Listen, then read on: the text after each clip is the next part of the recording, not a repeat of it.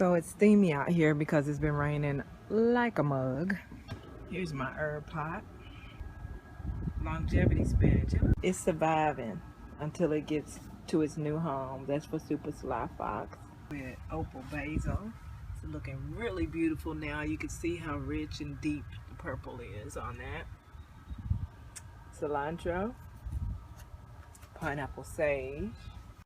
Peppermint is doing its thing for a second harvest. There's a red bed. You see the kale doing beautifully. I might make me a green juice today. Hopefully this spinach is doing its thing. My red lettuce is looking beautiful.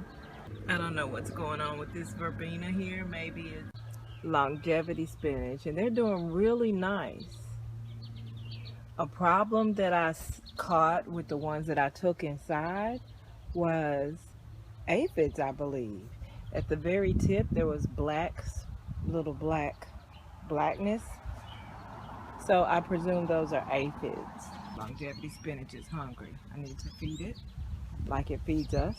I'm real sad about this apple tree, Honeycrisp apple. Here's my Meyer lemon. It's getting new branches. I should probably be okay to cut those bad leaves off now, don't you think? Here's the tomato. But I bet if I spin this mofo around, let me pick this tomato first.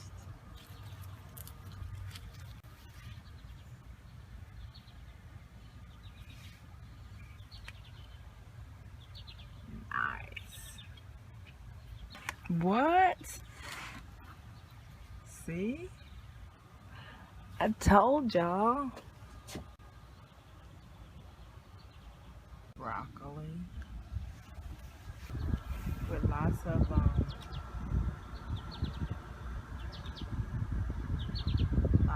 blooms, flowers. Purple cabbage looks great. There's spider web in there, which concerns me. Because when you wash when your cabbage is ready to harvest, these leaves come up and around this head, right? So if this leaf had spider web inside it, won't that be impossible to clean out?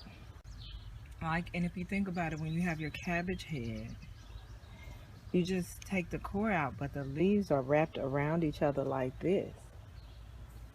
So are we eating all those bugs that wrap up around the head?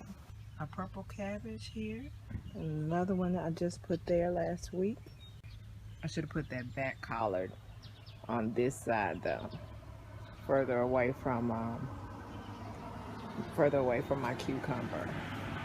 You know what I want to do? I don't know if this makes any sense in the cucumber growing world.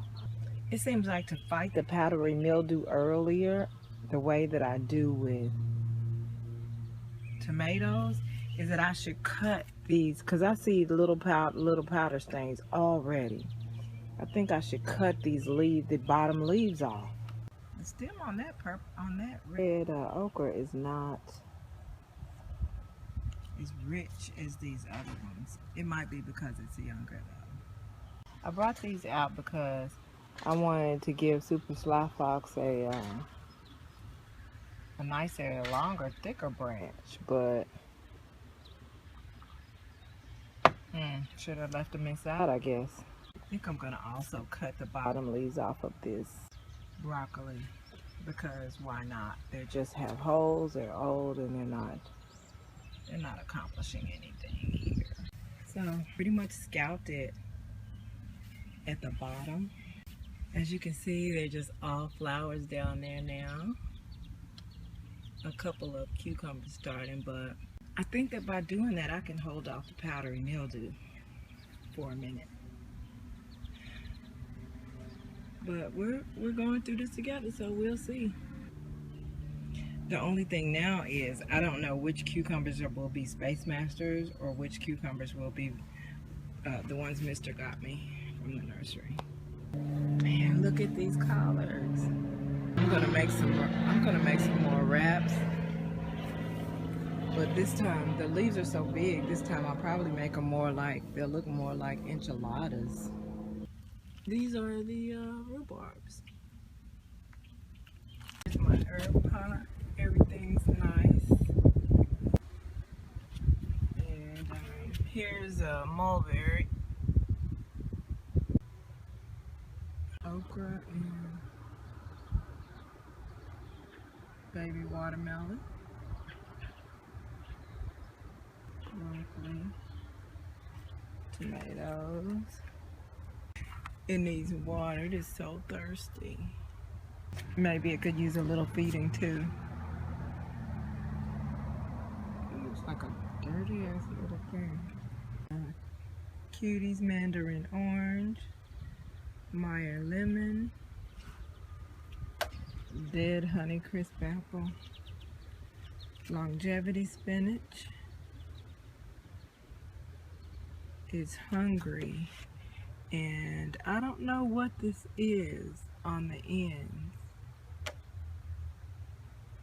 I don't think it's disease, but I don't know what it is either, so I'll cut these back and reroot them.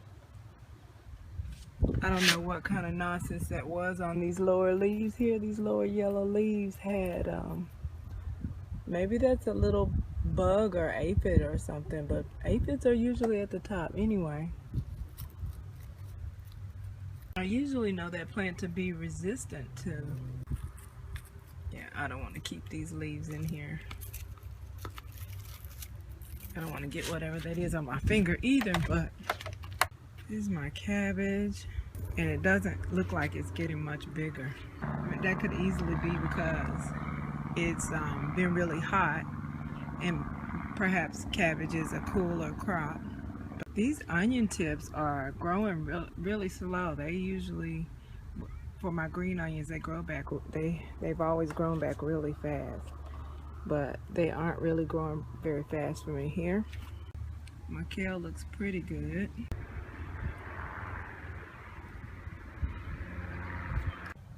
These collards are very happy.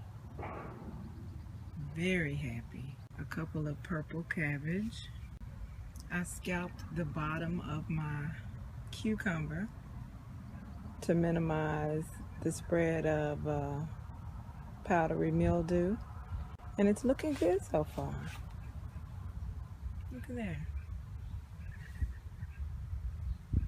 Pretty good. I see 3 leaves I should probably cut off.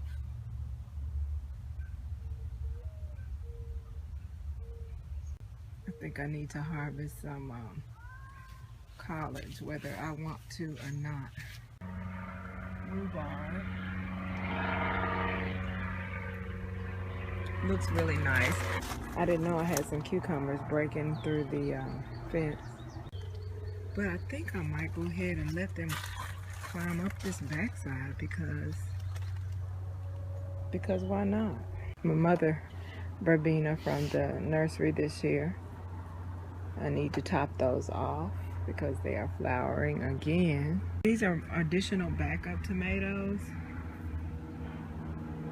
So this is a bell pepper, but it's not a bell pepper that I'm going to keep. Here I have orange and red. These are the long, sweet red peppers, bell peppers. And these are orange, the orange ones, which are the sweetest of the 3. Peppermint is beautiful. And here's a really good look at my spinach seeds. It's all yellowed now. I see a bunch of little balls, which I will presume to be seeds that I have to look forward to. I'm not sure what happened right here. It's like the tips took a bend and decided to get back healthy right here. I don't know what that's about. It looks like I can have what I call a red salad, where I can take my red romaine and red Caesar and sprinkle it in a little bit of longevity, speckled and longevity, and my tomatoes. Get down, girl. Go ahead, get down.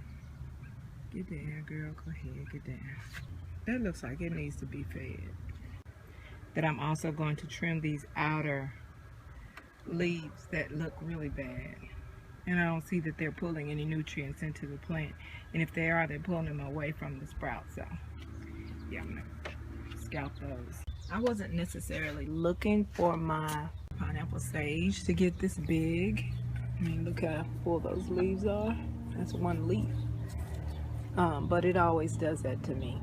It always winds up being, you know, once it kicks off and gets started, you just can't stop it. And my cilantro is ready for another harvesting, and the opal basil is ready to use as well.